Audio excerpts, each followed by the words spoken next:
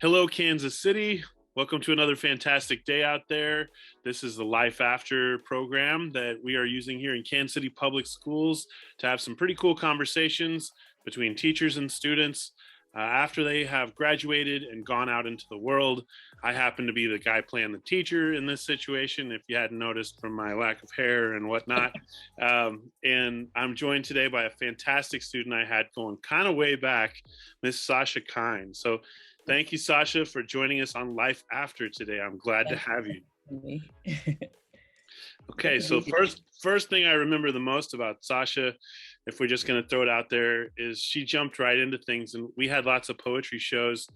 And our 12th graders, I think, adopted her when she was like a freshman. Yeah.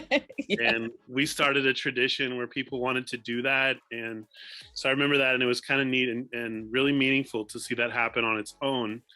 And I remember you really living up to the situation of this wasn't just a rookie 9th grader jumping on stage. Like, you really rocked it when you got up there. So let's do that. What year did you graduate from Paseo? And what are some of the takeaways from that year that you think are still valuable these days?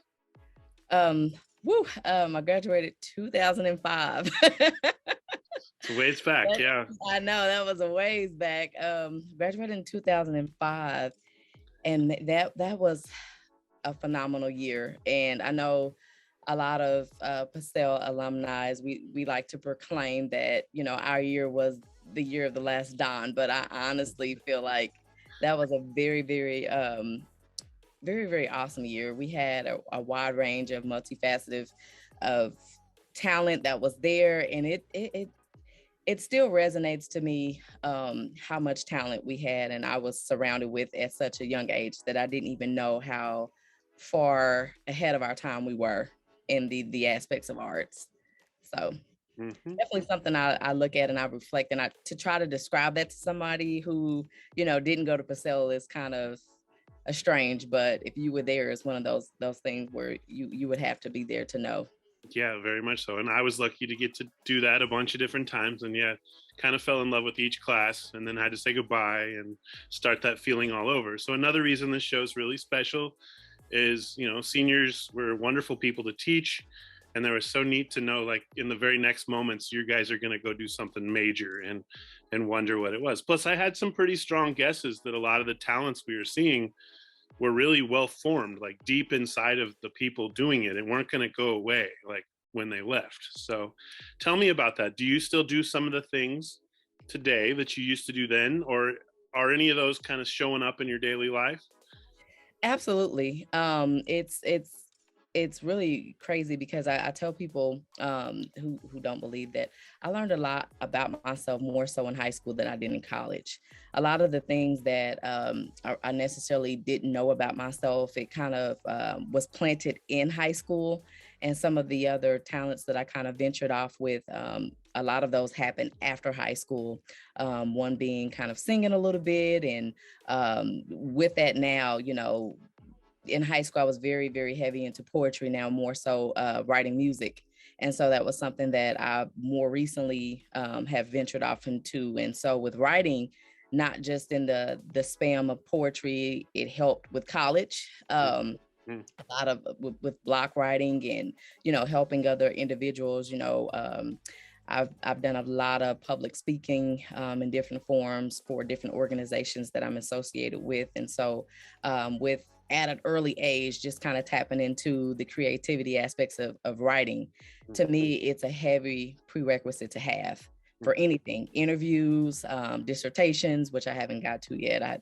I'm trying to master the master program, so we're not even there yet. But just even with that, speaking that into existence, I'm not, I don't see a pen and paper and just freak out, like most people do. It's kind of something that really really challenges, engages, something that I feel like is very comforting to me because it reminds me of those pioneer days of creativity and writing.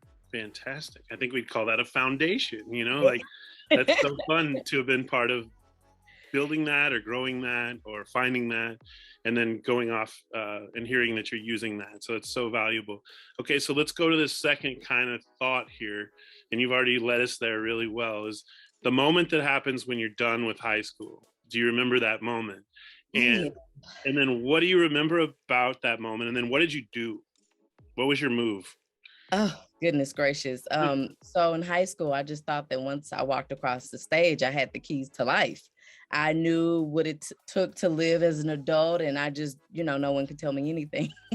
Like most 18-year-olds at the time, I was 17, but I remember moving out, just and going to college and just living this fast lane life that was just like um a whirlwind. And so one of the most devastating things happened to me maybe a year and a half after high school. I lost my grandmother, which really, really kind of threw a wrench in a lot of things. And so I had to do a lot of placing my life back together in my earlier 20s, which I was grateful for because it really humbled me and it really tapped into adulthood in the way that I needed to. Kind of gave me that hard, like, this is life awakening moment. And so that was one of the first things that kind of grasped me. And I wasn't one where I had to continue to have those lifelong lessons for me to say, 20 years later, now I'm back on the right track. It threw that interruption in, and I was able to, go to school and, jump right into the workforce kind of really early.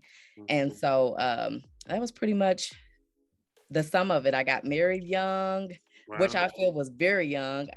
Got married, had a kid, and it was just like, now in my 30s, I'm like, I feel like I should have waited to now to do that. But then, yeah, I would have been probably good to have someone a little bit more grown up around right now. Oh, definitely. My son is very grown up. Gotcha. So yeah, you never know. When's the perfect time to start that? You never know in this world. And too late isn't even really a thing these days. It seems like people are having kids much older or adopting. And so very cool. All right. Well, that's a neat step you took. And what do you want to mention? Like the school you went to, or kind of what program took you in, or did you finish that program, or how did that work out? So I was jumping all around. So I went to Longview, then I went to Lincoln University, ended up at UCM, which was CMSU, in criminal justice. And so now I'm in a grad program for psychology. So in 2009, I started working with Cornerstones of Care. And it just became a passion of mine, giving back to the community, counseling at-risk youth. To be completely honest with you, I thought that I was going to come in, kind of like a stork, just kind of like sitting next to these kids and restoring their lives and, just kind of making them feel at peace. And so with my first social work job, I got a chair launched at me. And that was like, whoa, like they didn't teach me this at school, like that these kids, come with some behavior oppositions. And so that was like, okay, that was my awakened moment. But 13 years in it, it's one of the best decisions I feel like I made, working with at-risk youth. That's really neat. I got a chance to partner with them on a conference I was part of, I don't know, 4 years ago before this pandemic. And I remember just talking to them and bringing people in to learn what you guys did. I didn't know you were connected, or we could add you in our booth in our window. And so that's so neat. We're not that far apart in this city when we start digging in and doing this work. We're all connected so well. So how neat, and so how affirming to hear that you're doing that really important work.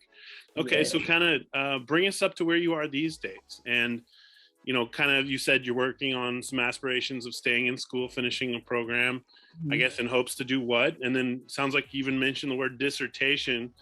Young people out there, that's the big guy. That's the one where you get your doctorate that I have not yet worked on myself. But I do have my EDS these days, and I've kept my toe in the water. And that's an ed specialist. It's before you get your doctorate and in between your master's. And so if you're thinking about what that means, young people. So tell me, what's your future plans and kind of what are you doing these days? So these days, well, full-time, I work for United Healthcare, and I work with their pharmacy department. Long story short of how I got into that, was basically needing a little break, from working full-time, with at-risk youth. It can be emotionally draining, sometimes, and that's just me being transparent. It really can be. If anybody is trying to get into the field, thinking that it's going to be a walk in the park, it really has a long Mhm.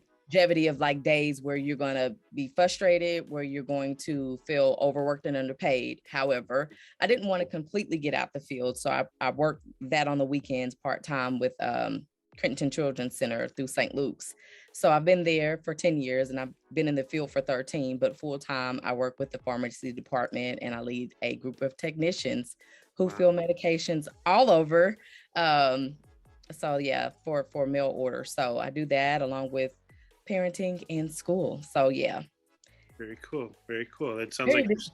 you're staying busy. Yeah. And doing Very busy. really meaningful work.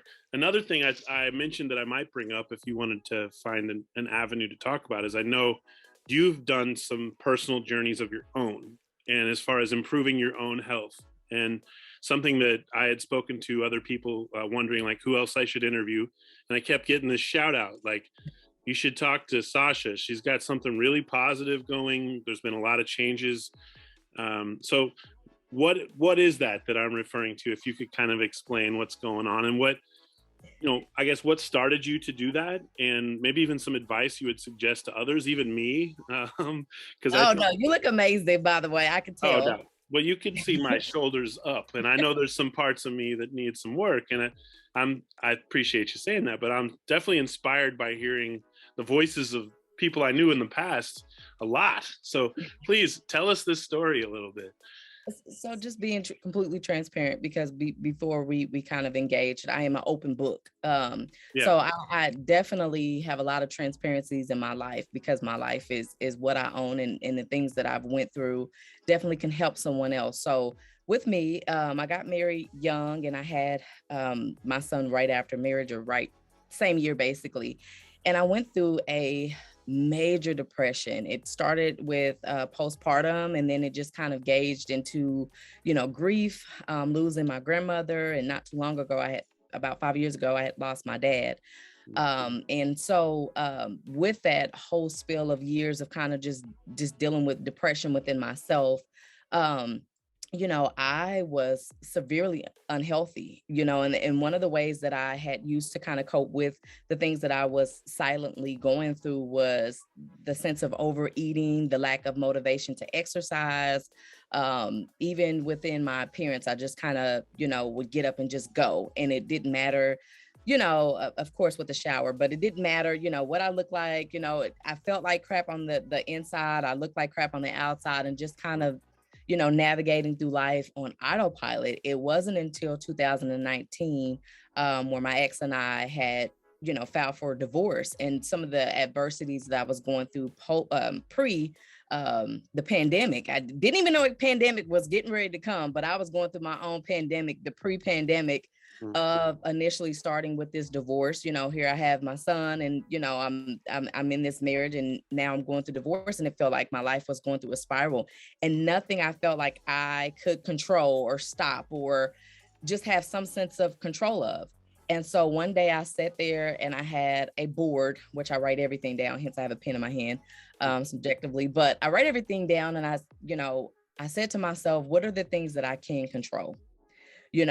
And I don't know what initiated this thought process that I had at the moment, because I was just completely dismantled. And I wrote down health, I wrote down finances, I wrote down just a list of things. And I just looking at on that paper, I was able to identify there was a lot of aspects that I could control.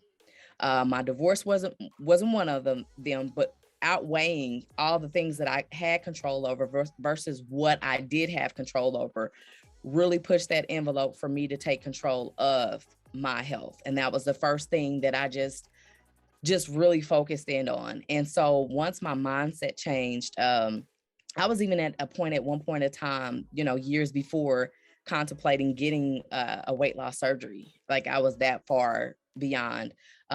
really struggling with this. But I remember also a doctor telling me, if it doesn't change in your mind, you're basically giving me money for free. But there was something in my mind that did not resonate, that I had power over this. And so through one of the worst moments of my life, I gained some of the best moments of my life. And that was just taking control of my mind, my thinking, what I told myself, what I reciprocated to be true within myself. And I started making those daily changes, not looking at the long picture, but what can I do today that's going to really affect how I feel tomorrow when I wake up.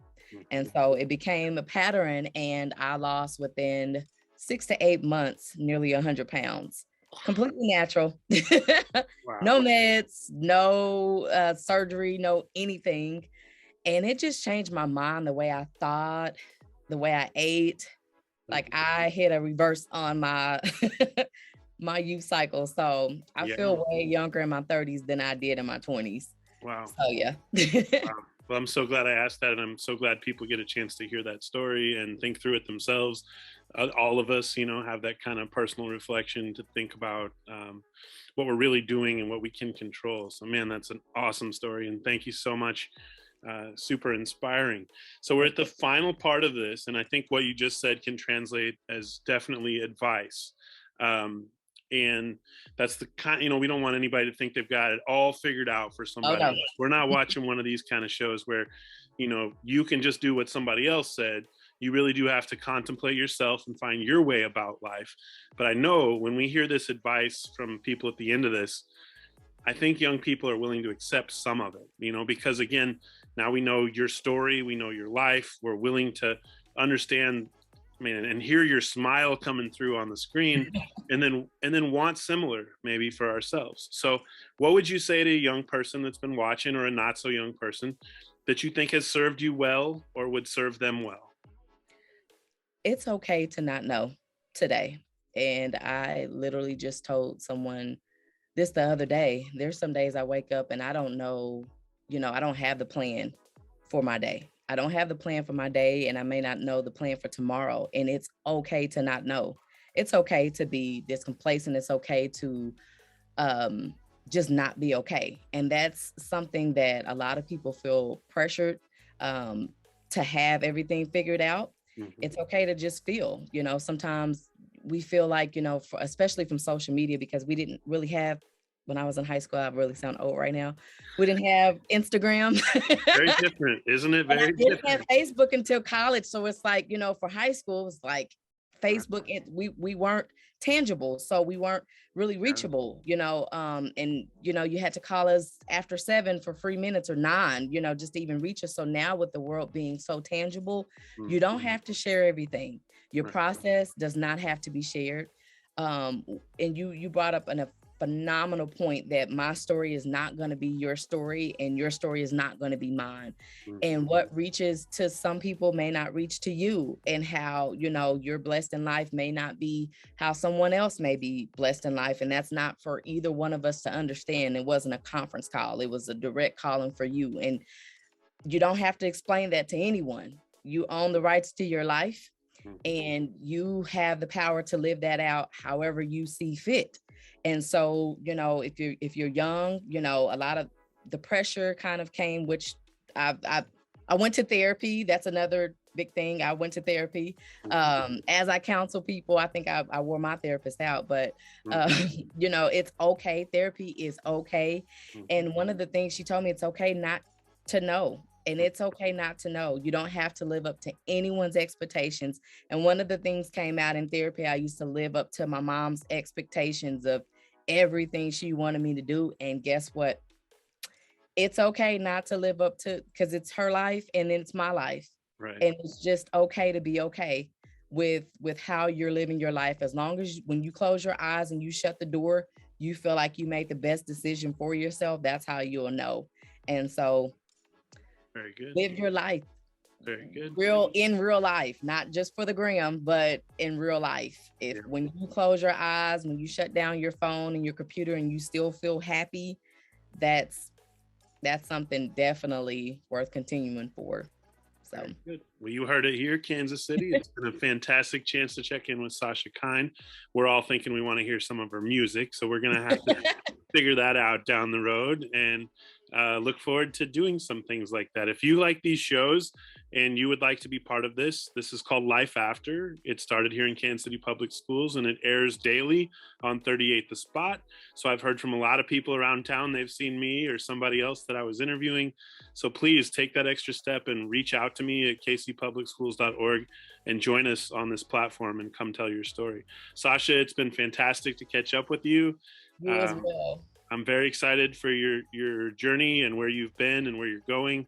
And it's an extra bit of pride when an educator knows someone else that goes back into the world and does good things with that. And I remember people telling me that. Some of my teachers told me how important it was to know I followed their path into education. So I say the same to you, and keep it up, keep doing great things. You as well. And keep this creative stuff going. I'm singing too. I don't know. Nobody knows, right? So down the road, I think we all need to do a big old explosion of a show. Yes, we do. We all do our true selves, all at once. So I look forward to it. Kansas City, it's been real. We're signing off for Life After.